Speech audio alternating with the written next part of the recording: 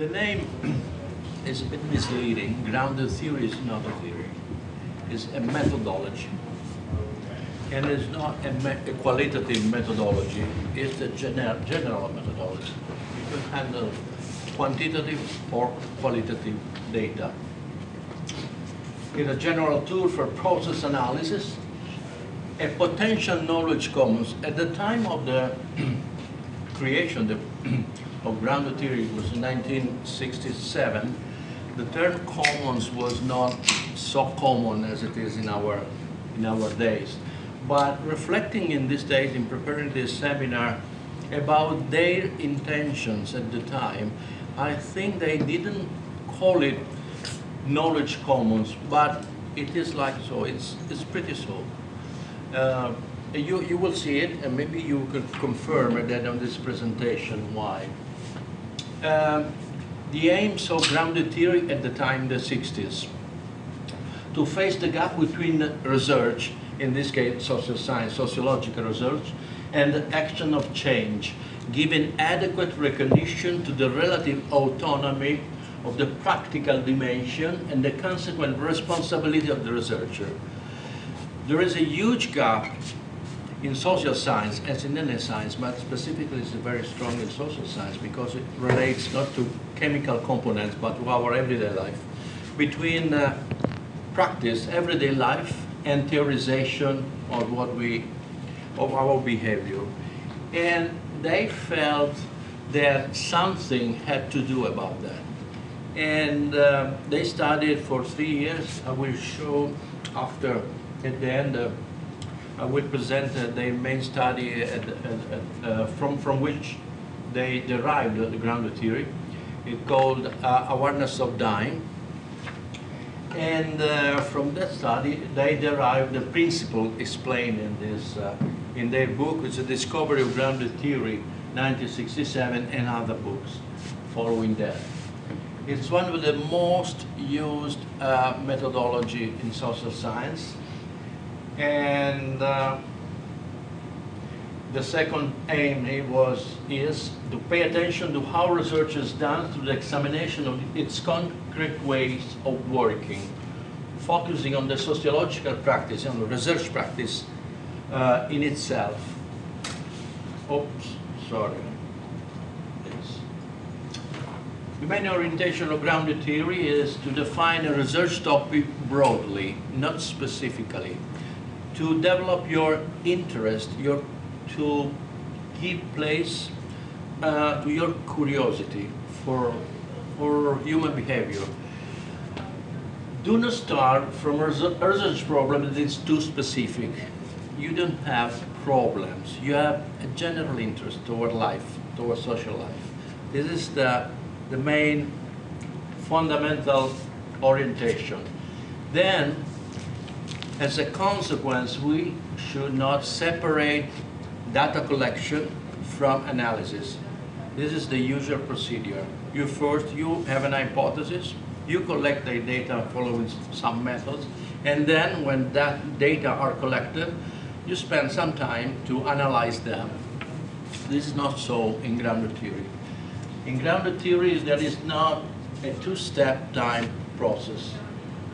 Then another two suggestions that I didn't follow completely because my first work was in English, was in England, and without transcription, I don't understand very much. I mean, if I take notes, my notes are not so good as a mother tongue researcher, so I transcribe. And the second, don't use software programs for quantitative analysis. Like Bernie Glasses in 2 seminars I attended with him, insisted, even personally, I don't think is, because this was in the 90s. Maybe now, I know the last software, the last qualitative software, qualitative analysis software, maybe a bit better, or like NVivo. NVivo could be one, but still, they force you to organize the data following specific computer procedure that they can be hindrances for a free association of ideas. So if you have a great amount of data, maybe you are obliged to use some software. But you can also find a sort of compromise. Start without software, just taking notes, listening, taping. Why not taping an interview, releasing the interview for your own, and then after some 5, 10 interviews, decide that the study is becoming quite heavy and involving different kind of methods, participant observation, videos, interviews, focus group. At that point, even more, if you are part of a research group, you have to respond to others for the funding. You have also to follow some common lines, but it doesn't mean you will do a better work in this way. For different reasons, you will understand step by step why. Because, well, this I can do later. Better, okay, link between theory and action, and if it worked for many PhD students at the time, and even now, after 50 years, to legitimize non-verificationist, say, generative research. I read directly one page from the book Discovery of Grounded Theory to give you the flavor of what it was intended at the time, but still.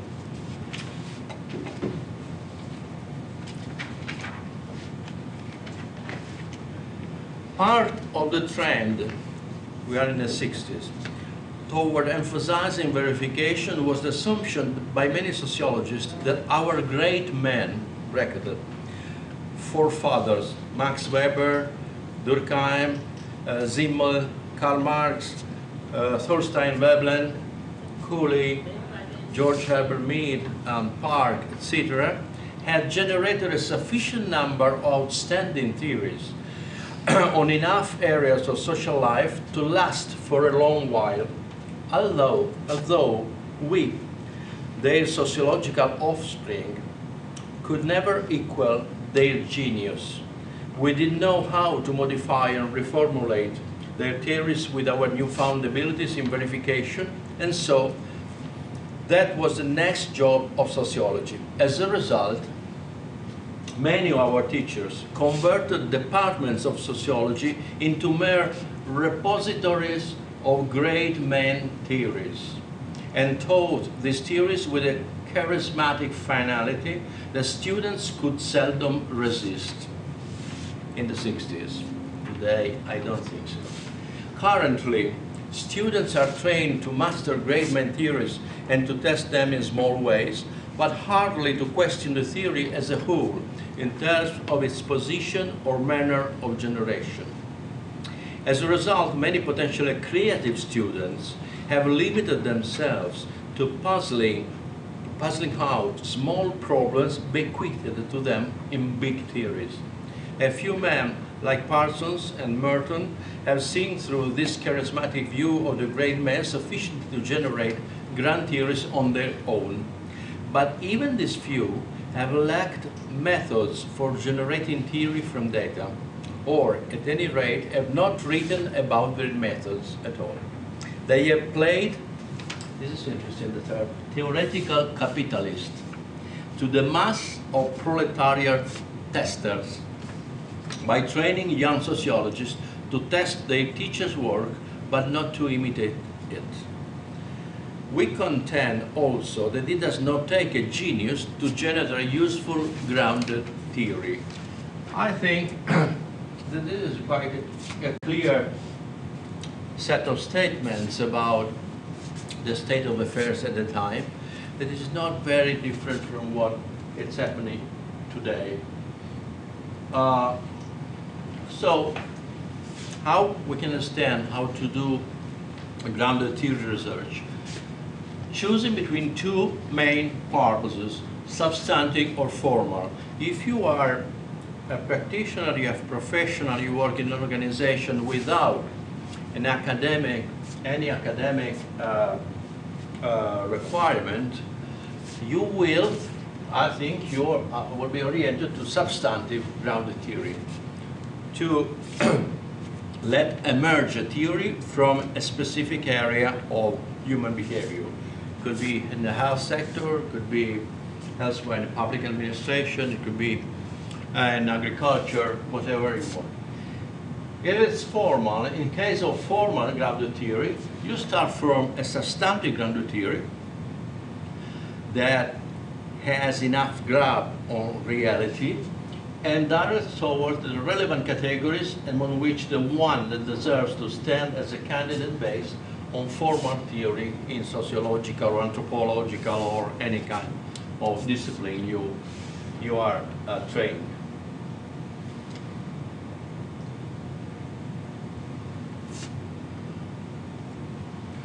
Constant comparison and substantive or theoretical sampling are the two main procedures.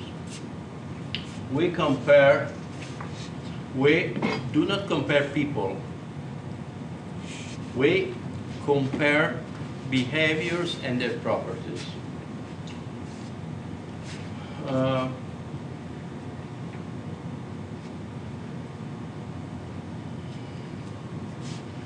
This is a caution by the authors.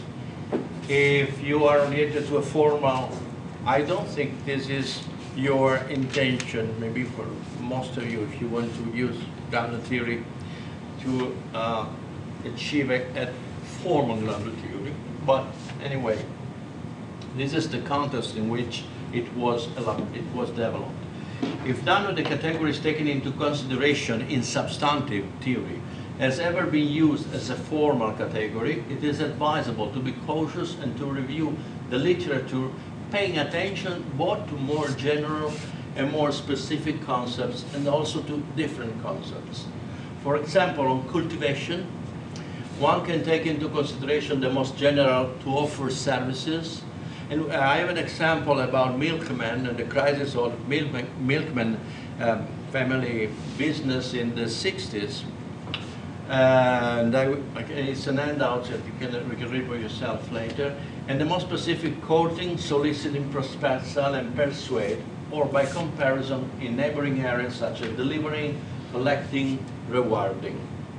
So this is an example of substantive processes emerged by grounded theory studies, leading to more general formal theory in social science. One important suggestion, invitation, strong invitation, mind your experience. Your experience is fundamental, not your knowledge, your life experience. There is potential gold there.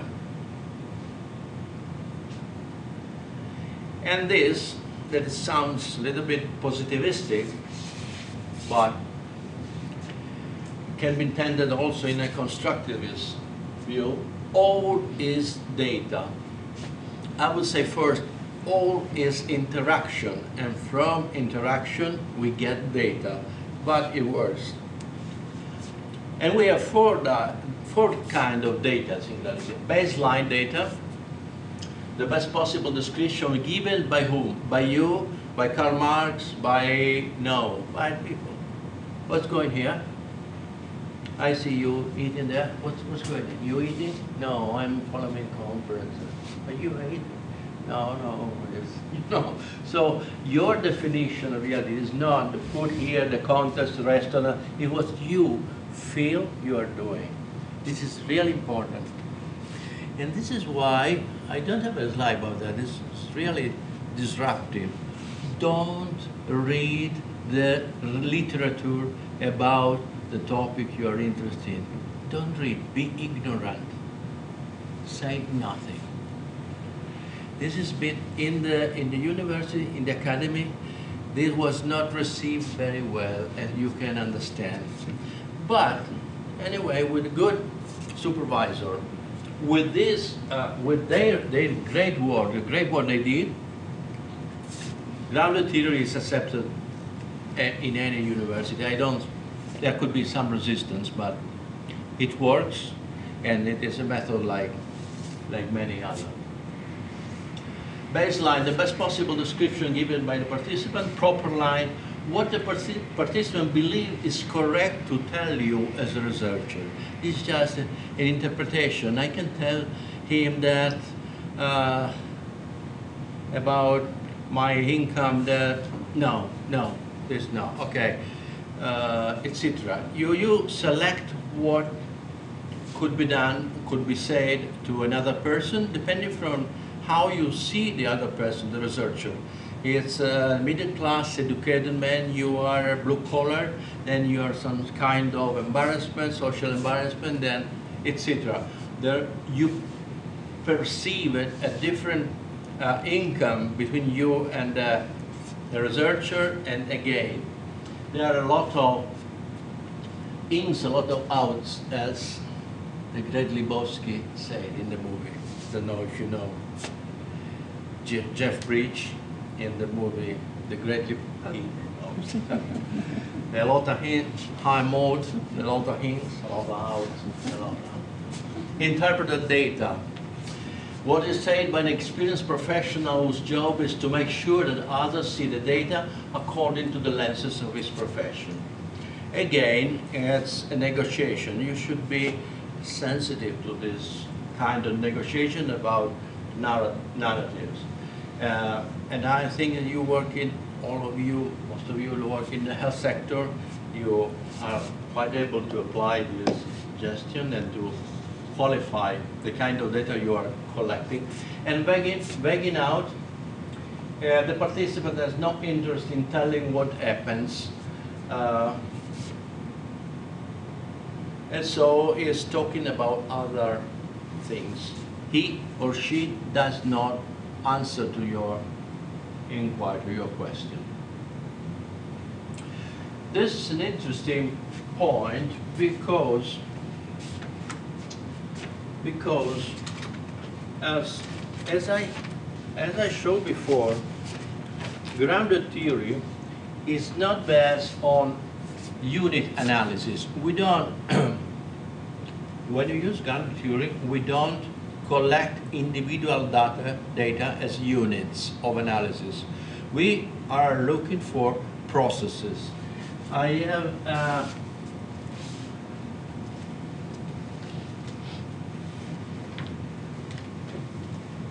I can share.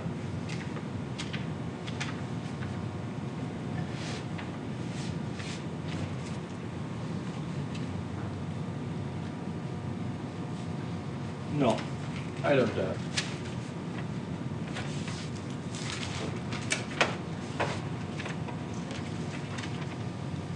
And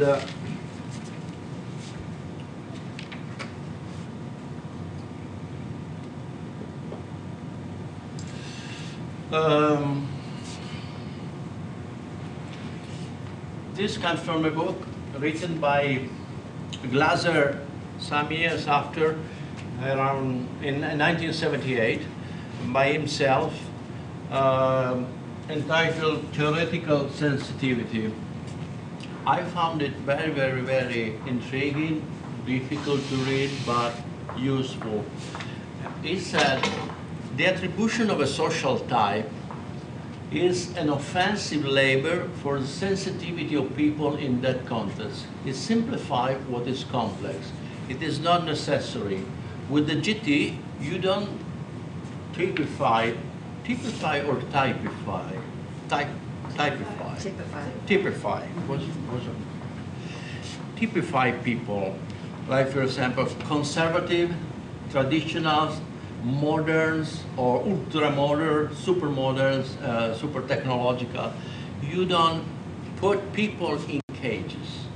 You look at behaviors, and you have a process, maybe toward the use of digital technology. You have different dimensions, different levels, different properties of the use of technologies by people. Types of behavior, not of people. Actors can fail here and succeed there. never failing of succeeding in absolute terms. It recalled me something from Christianity, from my Catholic background. They said they are not sinners, they are saints, but not sinners. You reminded? So there is the sin, not the sinner. This sounds a bit like sort of a moral suggestion for social science. There is a strong avoiding the literature doesn't mean that you follow your own idea and just go looking around and applying your way preconception on social life. The invitation is to be open-minded, which means, as far as you can, empty. Ignorant.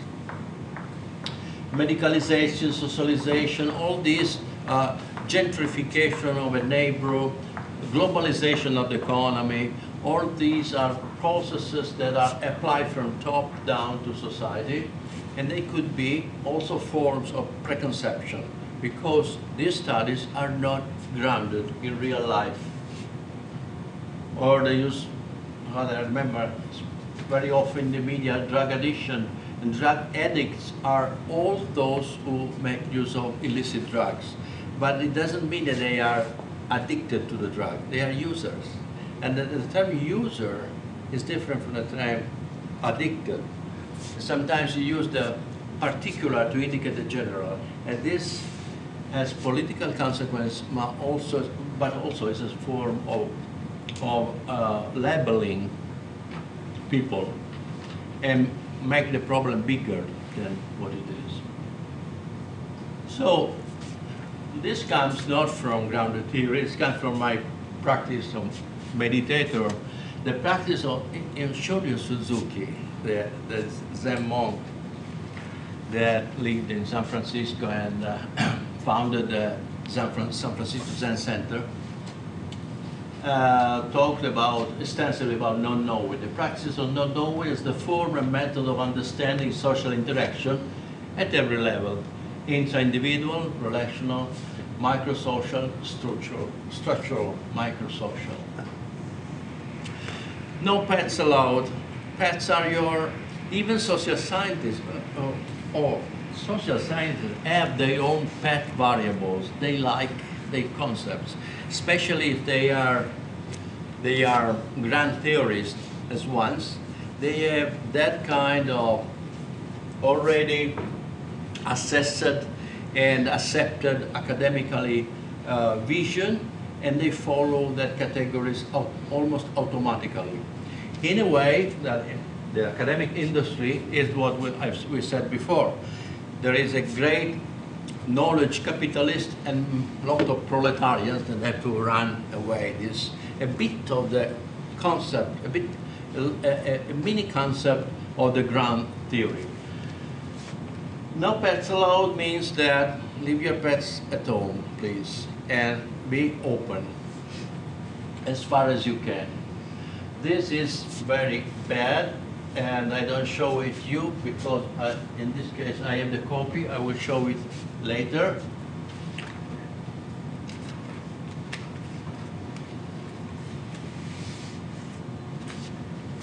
And because I adapted it to the slide and it changes completely the format. So the personal recipe for everyone could be following these 5 S. Be subsequent. What needs to be done later as part of subsequent activities. So organize as you collect data and analyze data at the same moment. This is a very different process than what is usual in social science. Be sequential, what needs to be done below. Simultaneous, many things at the same time, collect, code, analyze, make memos. We will see one slide for each of these. Serendipitous, so be open to possible creative interpretation of what's going on, unexpected completely category. Programmed as based on constant comparison and theoretical or substantive sampling. This is the logic of grounded theory, again, copying the figure in the slide, cut off this. There is a line from here, a curve, from I1 to I2, and a connection here, I2 to I3. There are connections within these indicators. These indicators are events. Events that you have collected, asking people what they are doing, or doing participant observation. Each indicator could lead to a concept. And this kind of concepts are very basic, are very descriptive.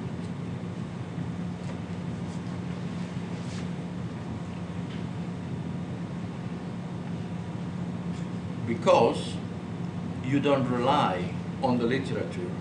You should not be abstract. And you don't rely on your own ideas. You rely on what people are common sense English. People don't talk about gentrification usually. Even real estate agents don't talk about that.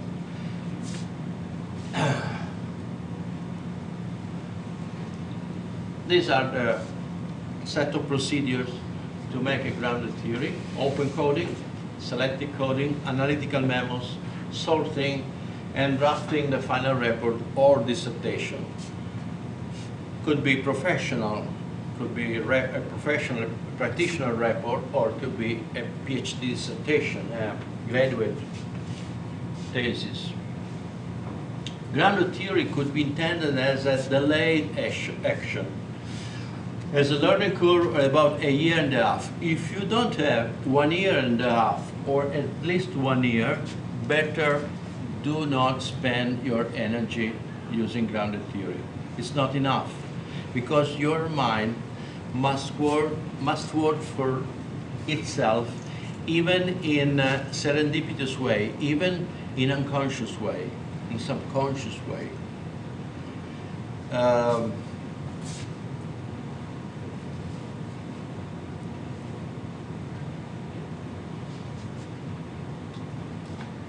This means also that when you, and I can witness by myself this, what especially Barney Glaser wrote about it. When you do not rely on the literature, this means that you bracket all your professor and their knowledge and what you find in the library, all, and you are a bit alone in this. You feel alone. When you bracket your ideological, political, or moral stances, ideas, and perspectives, and feel yourself able to listen to what people feel and think about their situation, you will not be very happy. You may think that you will control. You will feel a lot of anxiety, because you are nowhere. Or you are in the hand of a great professor, or you are in the hand of your own ideological background, or in the hand of people. But you have to listen to people, but not to marry their perspective. Listen, it's not marry.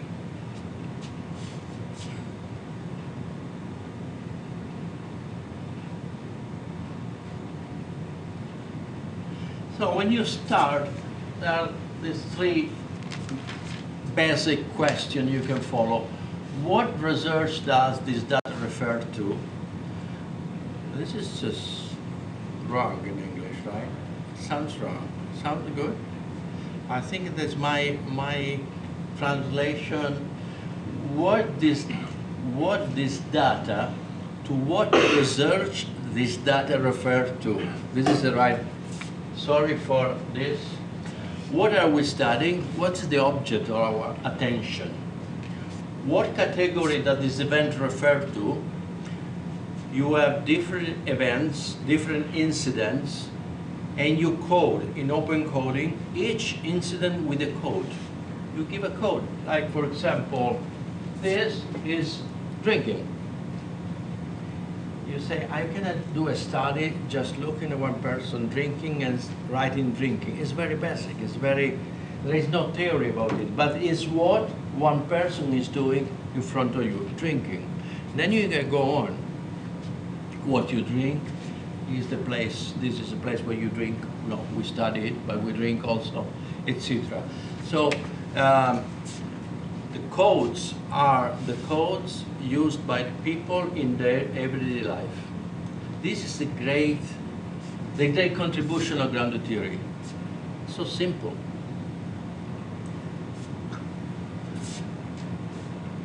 What is happening in this data? Okay, and we start.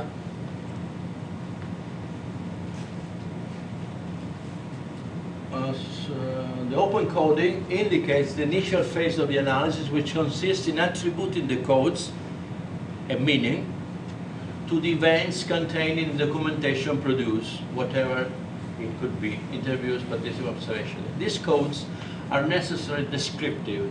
Reality is defined on the basis of the interpretation of the actors. It is requested by grounded theory to avoid using concepts coming from any discipline, both because of the abstract content, which at this point is completely ungrounded. It comes from top and it applies in an authoritarian way to real life. Despite its attraction, because ground theories are attractive, and also because the preconceptual element they contain, sometimes in a subtle way.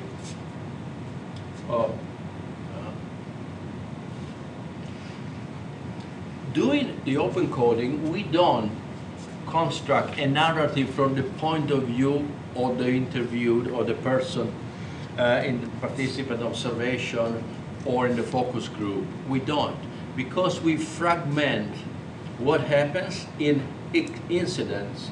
Each incident leads to a code, and we start our process of abstraction. Then constant comparison means that we compare one incident with another incident. And when this is done, we compare codes with codes.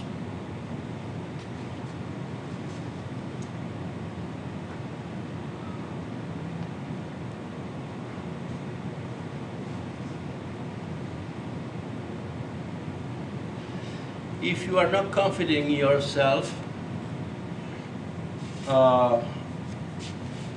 you can have troubles. You should trust yourself.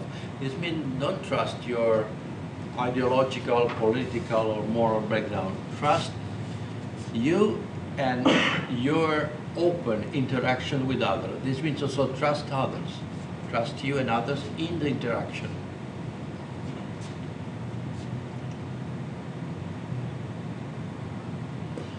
The next step is analytic memos and selective coding. When you start to code, this is drinking, you write a memo about that. It's very descriptive. What does it mean drinking?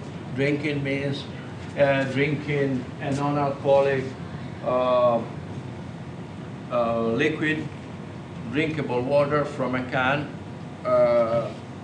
with other people, or alone, or in a room, etc.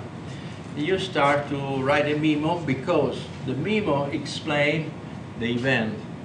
Just is the explanation of the code drinking that is applied in a specific line on your interview. The software in this case could be useful because you have the number of interview, you have the line, and you are invited to code line by line, even sentence by sentence, and in the line more codes. So it could become, if you have only a pen and your interview, it could become complicated after a certain number of interviews. But I suggest to start without a computer for the first interviews, and see later, after a few months, if you have at least 1 year, 1.5 years, to use some software later. It could be, but I recently I've done with a graduate student a review of what is available in the market. It seems that NVivo is the one that is closest to grounded theory, because in qualitative research you have a lot of, mainly you have descriptive research, ethnography, mainly, or other qualitative approach are usually descriptive and are organized, they organize the material following a thematic approach. You have a theme, a main theme, you have sub-themes, and you collect your data, and following your hypothesis, you are able to construct to build your own interpretation of what's happening. Grounded theory doesn't work that way. Memos are notes related to the analysis of the collected data, and therefore refers to the events decoding the results of the constant comparison and of theoretical sampling. In the case of substantive theory, you don't have this kind of theoretical sampling. At least you have substantive sampling. I will show what does it mean, theoretical sampling, with concrete example at the end. It means that I can anticipate that. It means that you have, in some way, a theoretical substantive theory in an area, and you understand that, for example, cultivation of clients. You know how lawyers cultivate clients because your study is funded by the Association of Lawyers. At a certain point, you need to understand how another category, doctors, private doctors cultivate their clientele. This is theoretical sampling. The next group would be doctors instead of urbanists or politicians. This means that your study is academic and you have university funding. Otherwise, with the money of the Association of Lawyers, they don't allow you to study another profession, so you have to stop. In my studies, I had to stop, and I will show you. It was funded by the Ministry of Health. I did a study on HIV/AIDS prevention among drug-injecting users at high risk of sexual transmission of the disease. And I couldn't go, I had 1 year time, right time for grounded theory, but not for studying.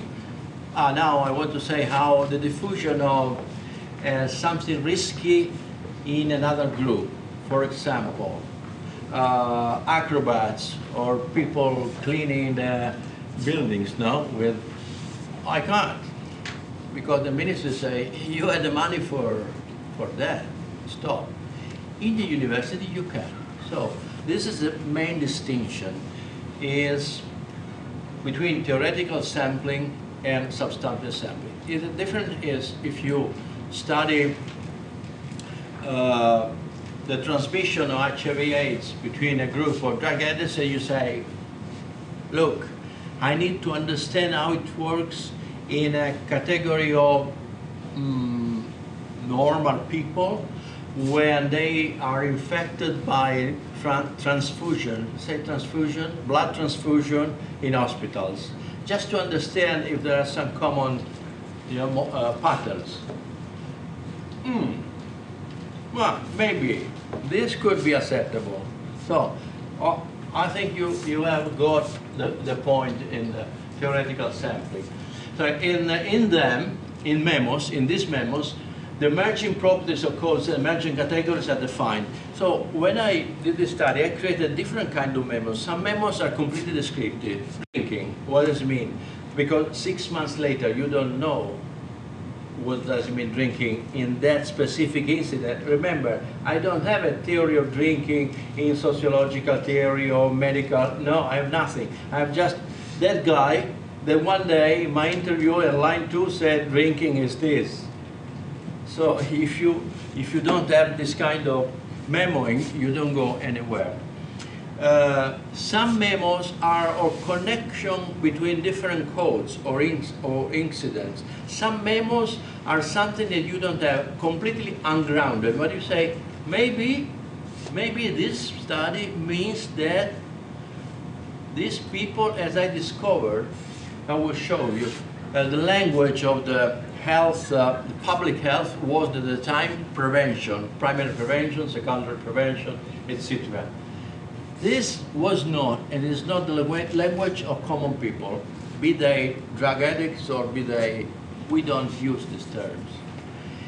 At a certain point, discover prevention doesn't work. They say, I know this girl, I interviewed them about their relationship, their sexual relation. I know this girl well, she comes from that village, she is very, very good girl, she lives at home. He was a drug addict living, well, coming out from prison and living in the streets. And as I started to make the memos, a strange thing. He knows very well where she comes from, and in this way, he's protecting himself, right? But it doesn't protect the partner. Interesting. And this is a memo. But this memo is based on one interview, one line. It's not enough. You have to continue. So this is a bit abstract, but if you read, and if you try, much better. If you read a grounded theory research, you understand perfectly, and you say, yeah, yes, it's right, this. Another, I don't have the slide, but another property, basic property of grounded theory is it is not oppositive. In the academy, you have to create your own theory, your own model against somebody else. Otherwise, you don't have no hope to make a career. Be careful in choosing your enemy, because it is powerful. So, but at least if you are ambitious, you need to build something that readers in a scientific journal say, this is good, this is new, because it's against the previous theory. Grounded theory doesn't work this way. The grounded theory is transcendent. It's not oppositive. Transcend. If you change, for example, you discover something about drinking or eating in this place, and there are some specific patterns in this place, you can apply this drinking patterns in Sicily, just changing some properties of your research. Do you follow me? So you don't create a new theory. This doesn't work in Sicily. They don't drink this way. Or in Middle East, they don't drink alcohol.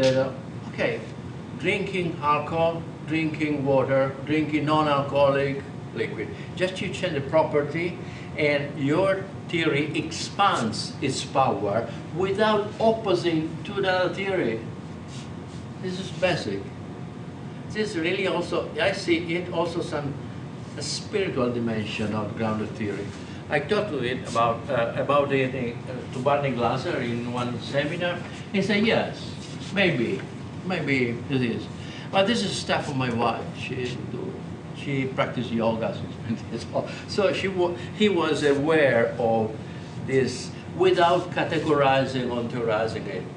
And this is what I am doing, calling this seminar inactive grounded theory, because the paradigm, the inactivism, the paradigm based on the inactive approach is what, from my point of view, better integrate current social science with contemplative knowledge, intended in a fully secular, non-denominational way, non-religious way, which is, for example, mindfulness. It's a lay approach to our existential unrest, I would call. Selective coding is the next step. At a certain point, you compare incident with incident, concept with concept, and some category emerge. Is a more powerful concept, is more powerful than another. This means that some concepts become sub-property or properties of the main category. And I will show you in a few times an example. At this point, you have 1 or 2 or 3 categories, depends. What you can do if you have more than one. Rewrite everything from the beginning. It's impractical. No one will pay for, even in the university, they don't. If you are doing a PhD, you have a timeline. It's better to close with one category and close with it, and maybe do another. This is an excuse to ask for funding for another work, another research with the second or the third category that you. This is what Barney Glanzer and Strauss have done about dying.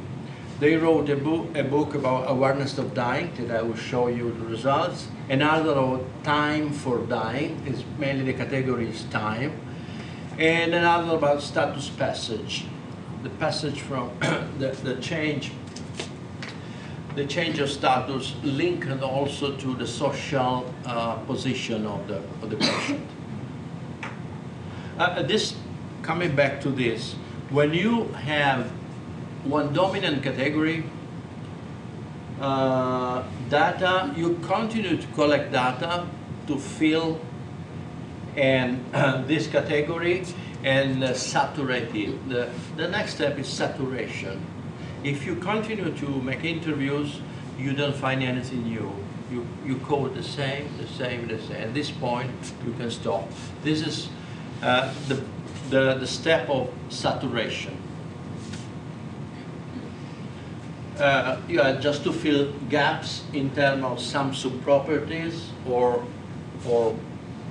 subcategories, sorry. Sorting memos. At this point, you have a list of memos with all your codes, etc. And you have to write your final report of dissertation. It's a little bit provocative, but because you say this is magic. There is nothing magic in grounded theory.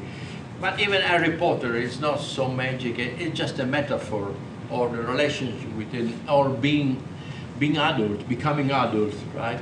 So sorting hats in Harry Potter is in a short 4 or 5 minutes in this YouTube video. Sorting hats is similar to sorting memos. Why? Because again, you are. What is the suggestion? The suggestion given by Glasser and Strauss is don't follow your or mental order. At this point, you have a sort of possible order that also give you some peace of mind controlling the situation. No, you have these memos and choose one memos, the first, who is close eyes, this. You start from there and go on. It doesn't matter from what you start on, you just pick up one. Just to break our effort, our natural human effort to put everything in order with a pre-order conception. Even in the last part of the process of grounding, pick up one and stir, like hats and sorting hats in Harry Potter.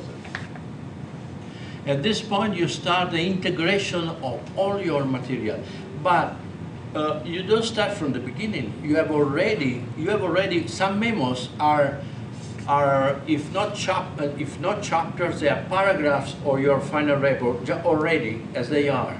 They are already perfect. So you have already written your grounded theory since the beginning, step by step. They are not so separate, as I said at the beginning, they are not separate steps, complete separate steps, as in the other approach. Okay. Then you can have coding families. This is also intriguing about this man because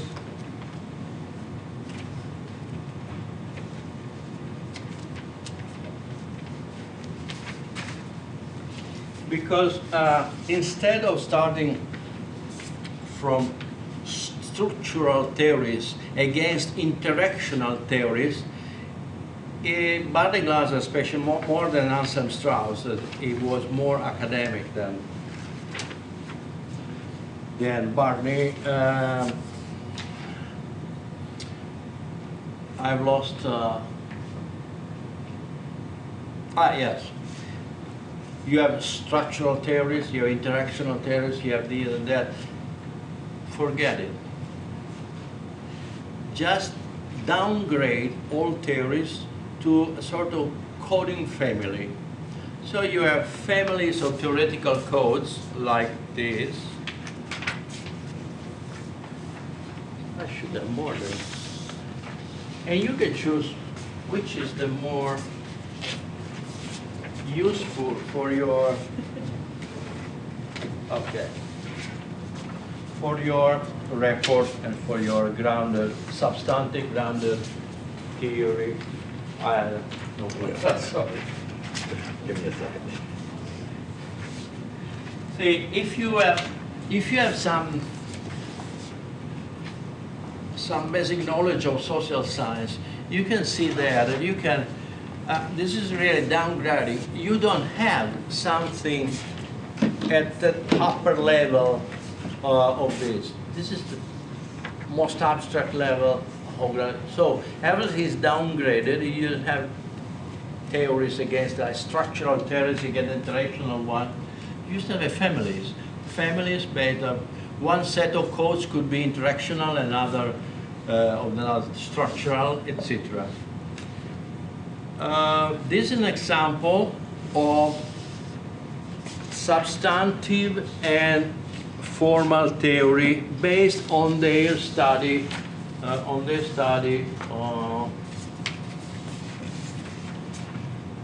dying.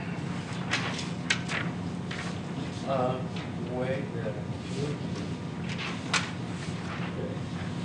Okay, you see, the substantive theory in a study maybe funded by the Ministry of Health or Department of Health or your county could be social loss of dying patients.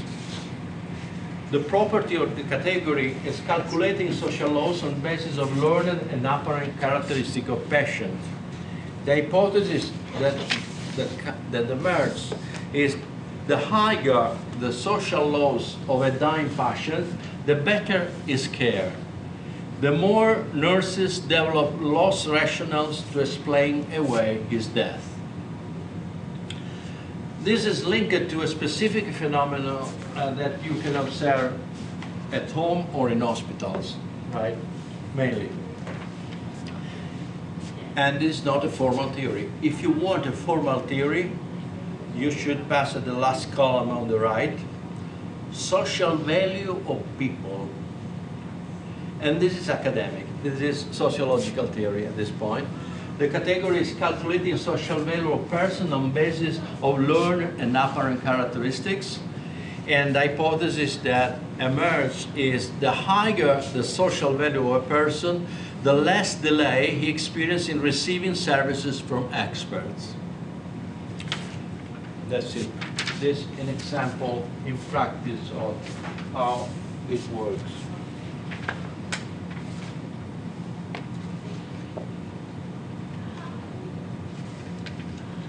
And an example, by the way, are you working in the health sector, all of you? Can I ask you, how many of you work in the health sector? 1, 2, 3, 4. Okay. And which other sector? The other? Counseling. Counseling, mental health. I actually retired from the health sector, so I wasn't in the health sector. I'm in health as well. Okay. Sir? I'm really a generalist. I'm retired and appeared to be a fascinating subject. Okay. You were. So maybe you can, even if you're not in the health sector, about dying. Do you have any practical theory that you can apply when a patient is dying, that you have studied, that you have learned in seminars or no? There is a very famous psychiatrist. I don't want to anticipate. Sure, no? You don't die in the process of dying, chronic patients and the management of their death, no? When you talk about that, I actually think about Kubler-Ross. I think about Kubler-Ross. Kubler-Ross. Death and dying. That's good. Yeah. Can you sit? When I Thank get you. myself into So we stay. Thank you. You answer, no? It works this way. Thank you. No, here. Thanks. So Elizabeth Kubler-Ross, Yeah. fine, is well known. And can you explain the 5 steps that usually nurses and maybe doctors less, maybe, my nurses know? Yeah, well, so when I think about what Kubler-Ross was talking about on death and dying, she was talking about the grieving process, and that you go through anger, you go through First, denial. Right. Denial. Yeah. No, Right. it's not so. Then you start to. I think then the next one, it's been so many years, been decades, then there's kind of like, oh my gosh. Maybe anger. Anger, right. Anger. And then there's kind of like this acceptance, right? Accepting. Then it's coming Right. to terms. Right, coming to Or- terms, and then the last stage is. I have a note, but it doesn't. Right. Okay, this is very, very famous. What struck me said, Glaser Strauss is not known. Do you know? You know this. Do you know the work of Glaser Strauss about? Actually, I'm not that familiar with his work, So, with the work of Glass. I'm more familiar with Kubler-Ross. Kubler-Ross. Yeah. Kubler-Ross. All over the world is now Kubler. It's a very simplified version of what happens because it doesn't work always like that. It's not so, I wouldn't say sophisticated, it's not so applicable. Well, right, that's what I was about to say. So, I mean, there's been some discussion around those stages, right, of grief that Kubler-Ross, undying, that Kubler-Ross talked about. And it's not always necessarily sequential that way. Because people feel things differently. So, and I don't know what Glasser feels about that, but I have to agree, if I had to take a stand, that the grieving process or the process around death isn't as straightforward as doing everything sequentially and methodically that way. Now, you will listen to these two guys, what they found, and you have your own evaluation, your own assessment.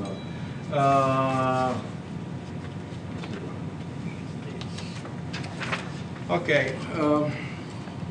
The research is part of a cultural context in which public opinion and specialists were in the 60s and increasingly concerned with moral issues related to the attitude toward death in a society that discovers longevity and chronic disease and the artificial extension of life in hospital and elsewhere. This explained there is a research with which we also want to contribute to improving the management of dying, making it more rational and compassionate. Choosing the hospital as the prevalent context of death, the authors focus on the patient health workers' interaction as an object of analysis rather than attitudes towards death and above all the process of dying rather than death itself. The background is based on 6 San Francisco Bay Area hospitals, a teaching hospital, university hospital, a hospital for veterans, 2 county hospitals, a Catholic private hospital, and a state hospital.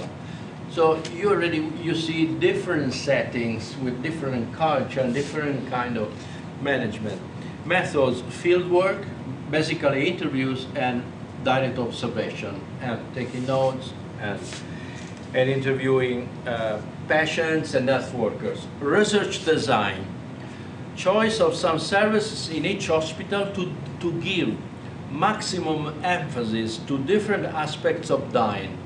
Areas where dying was sometimes fast, sometimes slow, sometimes expected, sometimes not, sometimes unanticipated, sometimes versus unexpected. Both with the staff and with patients, it is announced generically, introducing the research, that terminal patients are studied and what happens around them. So a generic interest, not a specific research problem. The text is the first, Awareness of Dying, is the first of a series of 4 monographs produced by 6-year research funded by the National Institute of Health. And they spend 11 months on the field. And the preliminary phase of research requested 11 months. Total duration of field work, 3 years. Group of 5-6 scholars. Dying is identified at the beginning as a substantial matter of interest. The research is preceded, and this is also interesting, because in my own small study I did the same. Why I start? By personal experiences. Anselm Strauss, after the death of his mother and the death of a friend. For Barney Glaser was the death of his father and the personal discovery of the importance of death expectations and those who were aware of it, because they influenced how family members talked about their father's illness, how doctors relate to them, and how everyone treated his father. So these are also personal experience that push to a genuine vital interest to the matter, not simply an academic interest to solve a problem.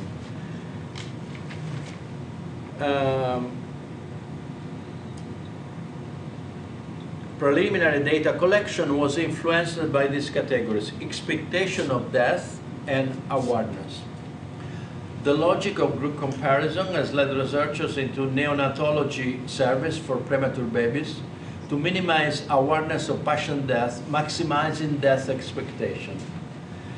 Then, in an oncology department, it was maximize lingering, and there's nothing left to do, bracketed, as an expression usually applied by nurses, in dying, and different time awareness of dying. So you just understand they did not do an extensive, precise study about dying in hospital. For example, an ethnographic study is a complete reconstruction of a culture, the culture of dying in hospitals or in this community. Grounded theory doesn't work this way. Doesn't need an extensive collection of generic collection material. Otherwise, you find at the end you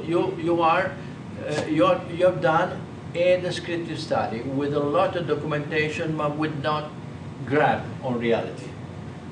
And grounded theory has grab, is useful.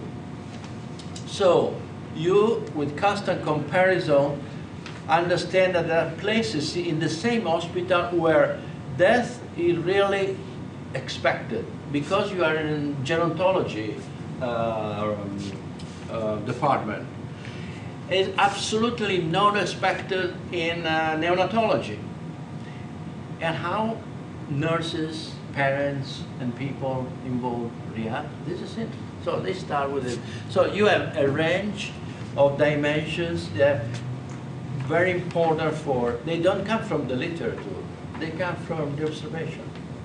And you structure your theory, and then you contribute to the literature, to the academic literature in this way.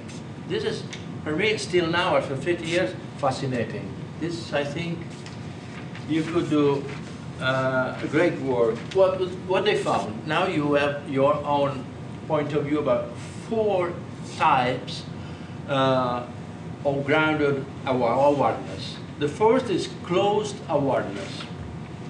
The second is suspected awareness, mutual pretense, and open awareness. They have their own properties, and these 4 are filled by data without any doubt, without any reasonable doubt, would say a magistrate. Closed awareness. Often the patient in the hospital is kept in the dark about his real state. There are 5 structural conditions they have found that support a context of like this. Many patients do not recognize the sign of imminent death. They don't understand. They don't know. Doctors do not communicate the situation to the patients. The main reason given is clinical experience, privacy, or don't create emotional distress in the patient, etc. But this clinical experience is a non-data-driven myth, is a mythology created in the hospital to follow and support the practice of closed awareness. Families tend to protect the secret. If they know, they didn't tell to the patient, to their to the cared for. The hospital organization is such as to hide folders and information that reveal the situation, and this is reinforced by the commitment of the staff. And more now that we have a lot of Data Protection Act, etc. The patient has no allies, and this is the drama in some way, to rely on to know how things are really going. Building a biography of fictitious facts for the patients is what usually is done. And consequence of this context for the patient can be very cooperative with the staff. This is what the staff want to obtain also, because they think to get out of it, there is a possible solution. I'm here in the hospital for that. And she can unknowingly shorten her life another way because she refuses treatment that makes no sense to her in expecting coming out from the situation.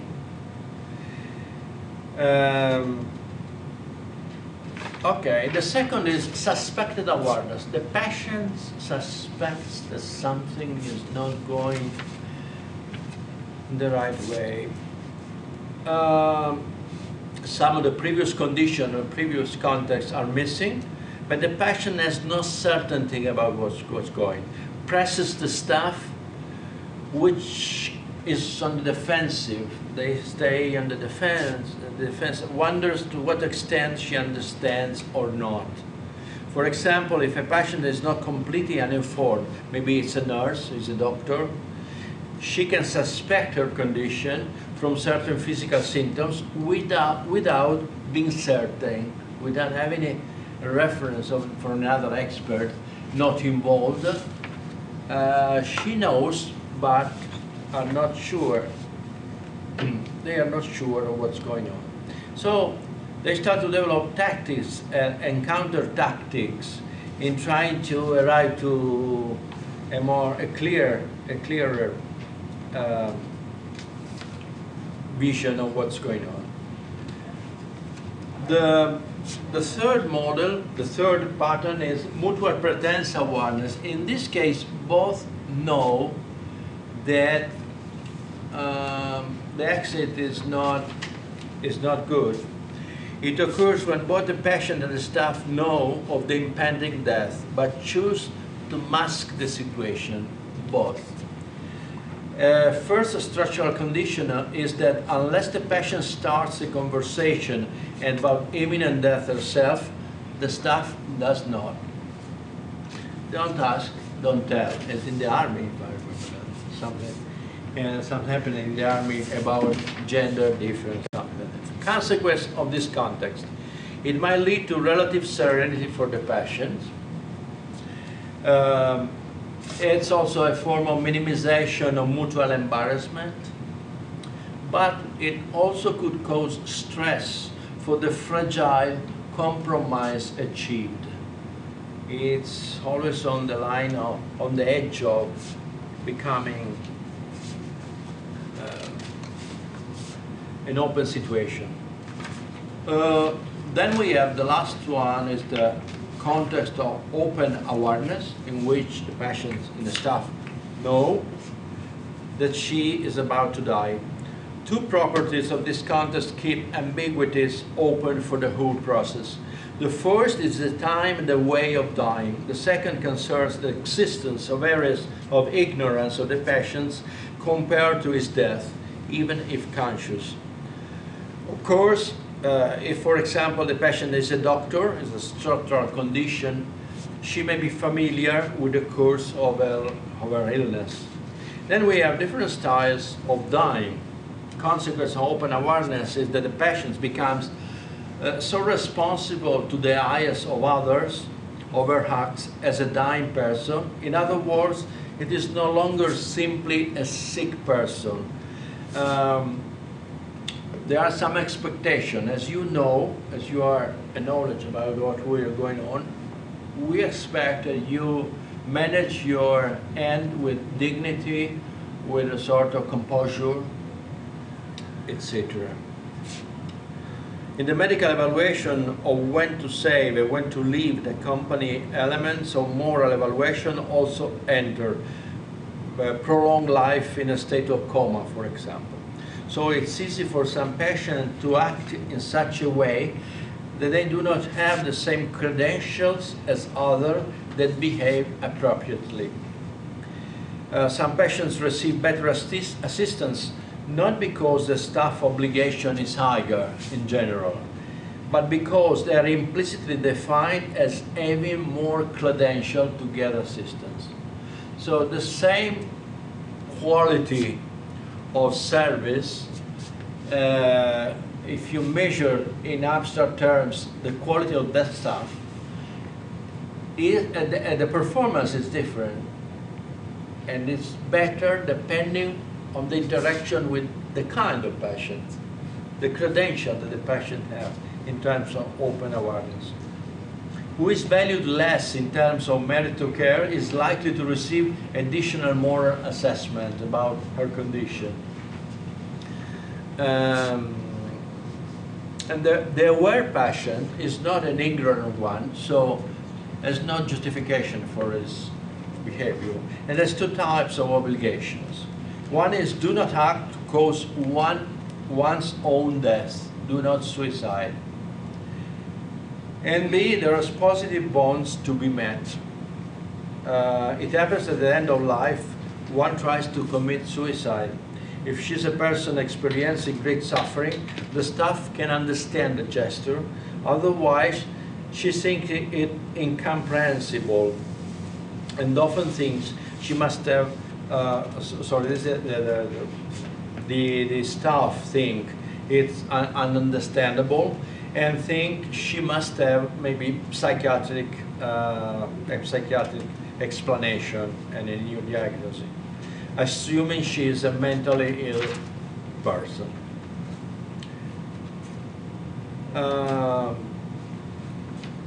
When the dead deserve the sincere... Who's assuming that she's mentally ill? Sorry? Who was assuming that she's mentally ill? In case of patients that are aware of this state,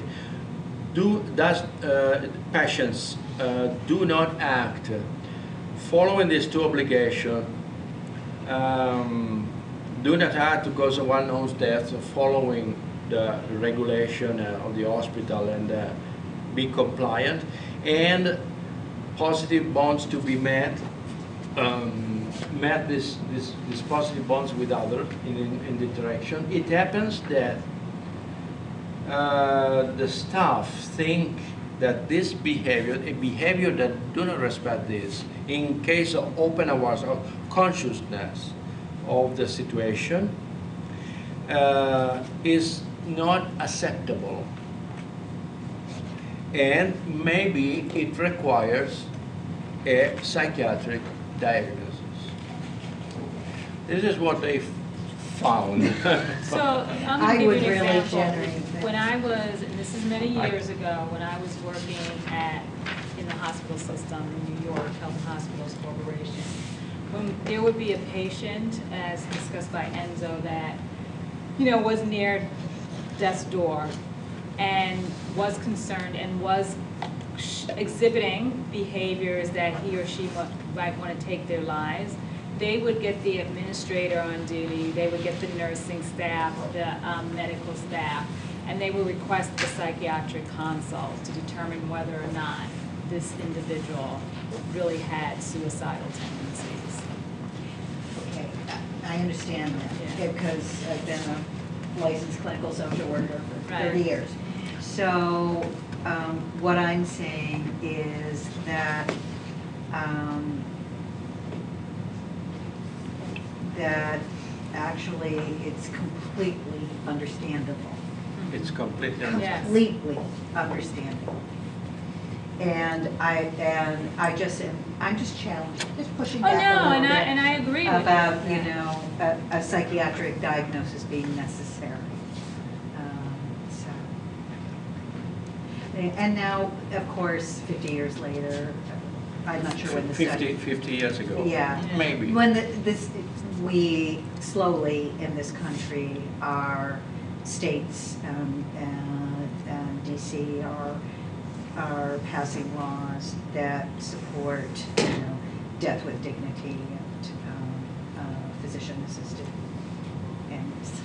So, It makes sense, because it was 50 years ago, Yeah. and as I was saying, decades ago, when I worked in the hospital system, they did go down that route. Right. Right, and times have changed. yeah. A sentence usually that they get in hospital in case of a good patient, a good dying and conscious patient is, it's only good that she's gone, or it's a blessing she's missing. She had no reason to lie. Or it's maybe the positive side. Among the positive obligation is that of being composed in the style of dying, having dignity, cooperating, and if possible, avoiding stress or embarrassment. Maybe even if you understand that, I can understand there are some requests, some requirements from the hospital, because you are not at home. I mean, don't you see this? Maybe not a psychiatric diagnosis, maybe an extreme. Maybe they found one cases, they did extreme on a range. But that if you are aware, if you are not aware, you are allowed to have an unaware behavior. But if you are aware, you should also behave consequently. So we have to die. You have to die with dignity, with composure. I remember a Zen monk, a Zen master in the downward century, then maybe it was Katagiri, one Zen monk wrote a book. Said, on the tradition of the Zen tradition and the Buddhist tradition about impermanence, etc. So you can imagine one man that dedicates all his life to Zen practice in a monastery with a monk. At the end of the life, he was screaming, "I don't want to die, I don't want to die." And the other monks, embarrassed because that's life.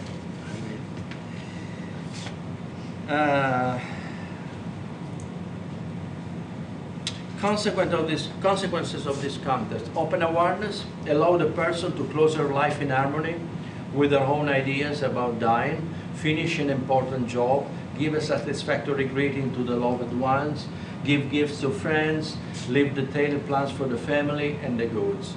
but there are also possible disadvantages that they found. Those who do not share openness can try to fight it, trying to make them change their mind and influence the management of death. A patient may not be able to emotionally close her life. So she's aware, but is not able to deal completely with it, with equanimity. I think this is not my term, they use that. I'm not sure, but equanimity is the right term. For staff, nurses generally prefer the open awareness context. I don't know about doctors, maybe doctors less, but okay. This is the Glaser-Strauss version of managing the management of death. I have also what's the time? 3:35. I can present at least another one example by my own work. Or do you want to see if there's something in the group that maybe somebody would like to bring in? Before the next. Because we really don't have a lot of time. I mean, 25 minutes can go pretty quick. Okay. In my experience, but I talk a lot. So are you opening it up to questions now? Yeah, I was opening it up to questions, or if you wanted to bring in something that you're working on, or some idea that you have for work with grounded theory, or potential work for grounded theory. Maybe pick Enzo's brain. So this isn't quite 50 years ago, it's about half that. Okay. I did a doctoral dissertation using grounded theory. And I interviewed whole families who had had the experience of having in-home family preservation work. And I've just got to share with you how difficult it was to get my dissertation committee on board. Because of course you had to write that proposal, and you had to do the literature research, search, and you had to do the literature review, and the hypothesis, and yeah. One of my professors on the committee wanted me to actually count the number of times certain words were used in the interviews. Yeah. So it was, but at that time he was still alive. Dr. Strauss was out in San Francisco, and I got hold of him, and he was so lovely in supporting me in this. And the one common theme, the one grand code was that the families, including the children, mourned the loss of the worker once that in-home family support work ended tremendously. They really mourned the worker, the loss of that worker that came to their house upwards of 10 hours a week. So just a anecdote to share with you. Thank you.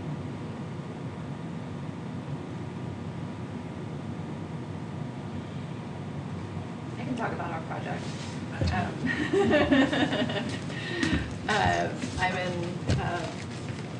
Don sits at the health department, and so myself and Z, who's over there, are working on a project that's focused on African immigrant students, and looking at sources of, like, assessing kind of sources of stress and coping skills that immigrants have, and then looking at how the university could, better serve this group. And so I'm a sociology by training, but I work in the health sciences, and so there's just this, in what she was talking about, this kind of tension between having to have that literature review, having that background, but then somehow being able to in some way disconnect from that in the research process, and just some of the challenges associated with that, and then mentoring graduate students to use that kind of perspective. In some ways, I think it's easier for them because they don't know as much. Yeah, I mean, so we're doing these interviews and we're having students do memos and things like that. But I think it's just, there is that challenge of basically in some way disconnecting yourself from everything that you know with grounded theory. That, I mean, you know, you can't write a health science grant proposal and just have a literature review section that's empty. You know what I'm saying? Like, you have to have aids, you have to have objective, you know what I mean? I mean, it's just, and I mean, it might be different. I'm sure it's slightly different in Italy than it is here, but it's just, it's one of the challenges of wanting to use that approach. So it's been really useful to just sit here and kind of get reoriented to it, because it's harder when you go back into your, you know, little bubble and have to make this research move forward. I think in both cases we have an academic perspective, we PhD student Right. perspective. And being a PhD student is the best, probably the best grounded theory studies come from them, not from full professor or because they are unsecure in their career at the moment, and they're more open than. At the same time, they are obviously not. But I will support also the use of grounded theory in a non-academic context, from professionals, from the community. I will show, maybe, if you don't have more questions, I will show one example funded by the Ministry of Health that I did some years ago. And in this case, I used grounded theory. In other cases, it was sort of grounded consultancies because I didn't have the time, or grounded learning. I did a 2-year intervention research on well-being in high schools, but not having the 2 years, just having a bit. And I didn't apply grounded theory, but it was a grounded approach.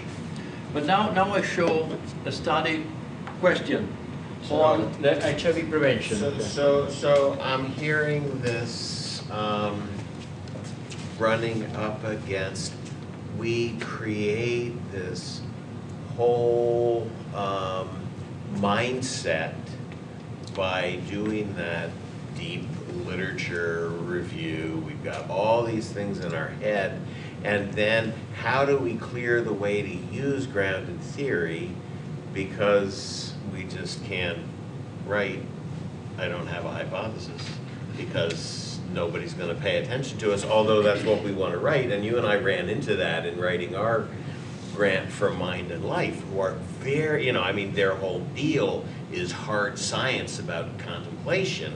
And we're like, oh, well, we're going to do grounded theory. And they're like, what the hell are you talking about? You know, so it seems to me that there's a link between contemplative practice or practices of embodiment and grounded theory that maybe undercut that sort of mindset that we get into because we've lived inside all that other data, you know, that may or may not be helpful, you know, and mostly isn't. So how do you see the use of the contemplative dimension, the use of contemplative or the inactive dimension? I introduced my nurse student when I taught at a School of Medicine to half an hour, 1 hour introduction of meditation, and 15 minutes, half an hour meditation. Then he had also to manage to do an interview to a chronic patient. And I said, you start from the closest to you, and then don't go to the hospital when they did training. No, the closest to you, to the circle, when you don't find anyone else because you are lucky, then you go, you open the circle and you go. Some of them, in the years 3 or 4, then, excuse me, professor, can I do the study on myself? Why? Because he or she was chronicle ill? And I say, yes, why not? If you don't, and then. So at this point, they use naturally, without my input, the practice in dealing with difficult moments during the interview, when, for example, I remember one said, I was completely embarrassed and suffering. I didn't want to be there. I didn't want to be in the interview. And then I concentrate myself on my breathing. I quiet myself. I look at that person, just listening to what she had to say. That, for example, this is a basic integration when you have to deal with a great human suffering. It could be in hospital, it could be also now a 50 years old person that from the day to another receive a letter say, from Monday, please stay at home. Oh, well, yesterday we drink a coffee together. Yes, even you, it's not directly, you receive an email. What does it mean for a person, for a self-esteem, when you spend your life in an organization? It's great social, personal suffering. This is the first integration between the two methods.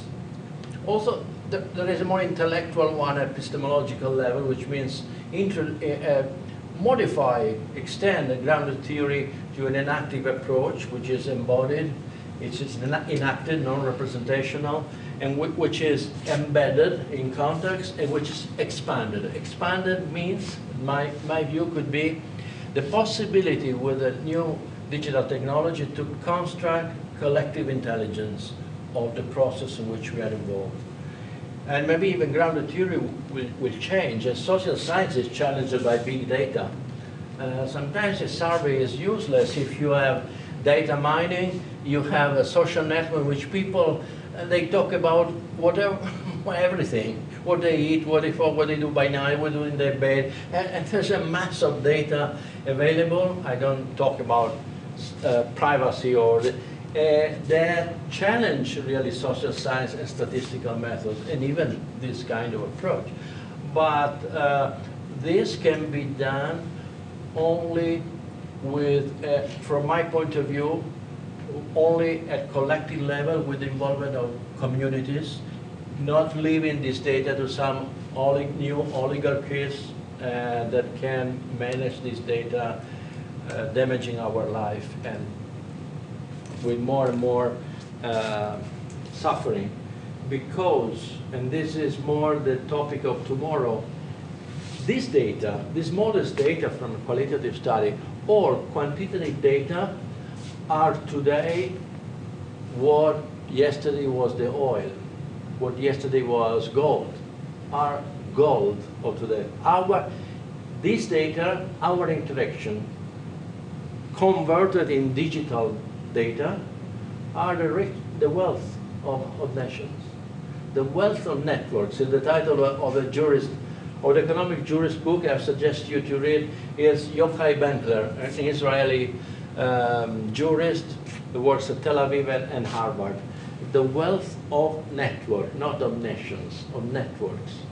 Because networks, we know Facebook, we know Twitter are vertical power and proprietary servers, but we can develop peer-to-peer technologies, even not applications. An application is just an application to an infrastructure. We can co-design the same infrastructure. And the new thing of these days that can change, maybe also grounded theory, is that we can say bye-bye to the digital world as we know it, internet and information and communication technology. It's not more information and communication, much more. It's transaction. You transfer assets, you transfer properties, the land, the house, you transfer the car, you transfer things, you loan, you buy, you share, you store, you steal, you do, even your identity could be tokenized and converted in something with value for the community or for somebody else, for someone else. So this is really a new thing in the new society to which we have to get a look. Even if we are not technician, we don't need to be to have a computer science culture, but a minimum just to understand in which infrastructure we are living. This is important and will have consequence on any grounded knowledge about our interactions. And at the end, as I said at the beginning, grounded theory could be a commons. It could be, you think about grand theorists, we don't have any more grand theory because one man cannot explain the world, even in a group of 15, they can't. Even economists, they didn't explain the crisis, the financial crisis of 2007, a long list of Nobel Awards. So it's impossible. We need now collective knowledge because what changed the world is our individual maniacal act of going out today, sleeping tomorrow, and we have the possibility of sharing what we want to share collectively in different kind of form, anonymously, with different kind of identities, etc. And this is new. These are problems to what, but possibilities are really great. Facebook could be Uber, Facebook, Airbnb. They could be the past. They could be the past. So I'm really interested. Sorry, because I No, talk no, about that's tomorrow. okay. I'm just really interested in the live thing that you're doing right now, and you're saying that you feel like there's this veil in the way of too much knowledge, and how do you break that down? And it seems to me that a lot of what you're asking about are what Enzo and I are going to talk about tomorrow, which are life skills. You know, those answers that people have to the question of who am I? Why am I suffering? What do I do about it? Why do I have to die? You know, essentially those are really, really deep and important skills, and you're probing into that. And that seems to me from that an active, embodied perspective, and I guess you're having grad students work on this, they're doing the interviewing and Some of that them kind of thing. we're doing. And you're doing them too? Yeah. So I mean, to be able to drop in and be with that person in that embodied way and have just the human conversation. The data is very different than it is more asking for lists. How do you do this? How do you do that? Right? And so the quality of the conversation changing because you're not bringing anything in, except you. You know, not the literature search you, but the I have to die, I'm suffering you. You know, that to me gets at some of that enactive piece and some of the contemplative piece. Because how can we have that conversation if we're not able to drop in and regulate ourselves and be with that person in a way that they can do the same thing, which is really hard. I mean, you know, to ask those questions that you're really asking, wow, you gotta be a special person to ask that, or you gotta be in a space that resonates or that holds the other person. And so to me, that's part of that contemplative dimension of it. Unfortunately, It changes the data. It's in a new stage, even contemplative, the contemplative awareness, because the climate tragedy is not that I have to die, but we are at risk of extinction. This is true. This is not. This is really something that we force everybody to answer to this question. When humans don't have a problem, they don't. It's the same with automation. The next recession will cut jobs more than in these apparently normal times. And that will be the point in which you will ask you, what about the dignity of work that the Pope a few years ago? Hey, we must find other forms of dignity out of work, because work, we are so lucky that work could be done by robots. I don't want to do the work of a miner or even toil the Till the soil. Social science, go to toil the soil. I don't.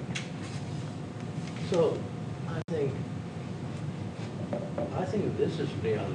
Free people from work, the kind that have no dignity at all, and invent with the digital technology a form of collective wealth that can be distributed, coming from this sharing information. It can produce money, can produce, if not money, currency. It can produce form of tokenized values that can be exchanged at community level.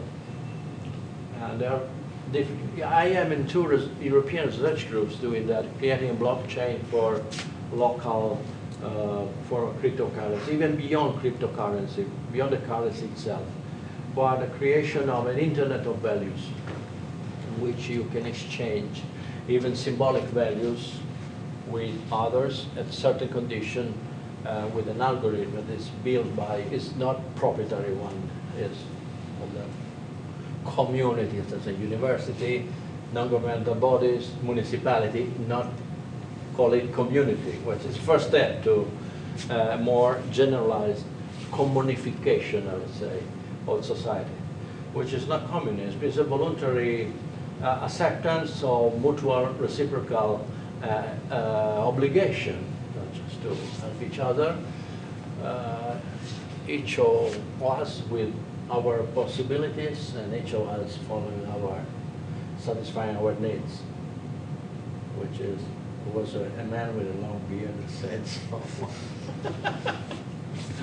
Okay, so if you want, we're finished. If you want, I can give you the handouts of my study of actual information. One thing about that, I started with the literature because I had to show to the ministry that I was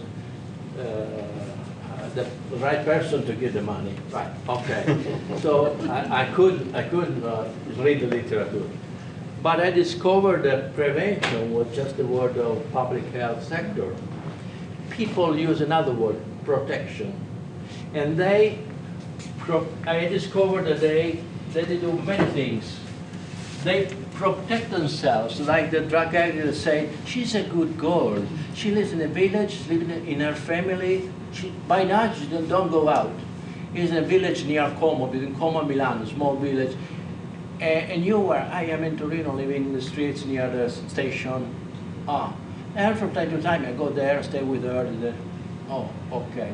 What about her protector says, it's insisted, she's a good girl. She, okay, I created it's a property of the category of protection. It's protect myself, not others. There are others that protect themselves, but not from HIV/AIDS, from pregnancy. So there's a different kind of problem. Others protect others, but not themselves. And others do not protect, but they call it protection. For example, a prostitute. I spent some time with her in a bar, interviewing there, and she, after 1 hour, said, "Well, I'm a sex worker. I'm a prostitute. I have a boyfriend. Well, what about the sex with your friend? Oh, good, it's good. We don't use anything. Because he says that if you make sex with your partner using the condom, is like saying that she is a prostitute. And I take a lot of time to understand, but after a while, the transcription, it was very clear. There was really love between the two, and this completely, apparently to me, irrational behavior. If you love him, protect him, and he should protect you. No. She is prostitute, but she's not prostitute when with me. And so we don't use protection because the protection is love. So it was a the most highest dedication to other, he died. He died for HIV/AIDS. So, you know, I discovered this protection, the category of protection with different kind of, and I can include there even non-protection, even killing other, even killing yourself, and give to them the interpretation given by the person if you take care and listen deeply of what they, not what they say, what they feel. Because sometimes even myself, I didn't got that. What's going on here? This is so irrational. What she's doing there? She's crazy. This couple is too crazy. No, maybe not. Maybe call it love. Just to give an idea of what grounded theory, how grounded theory was useful in this case.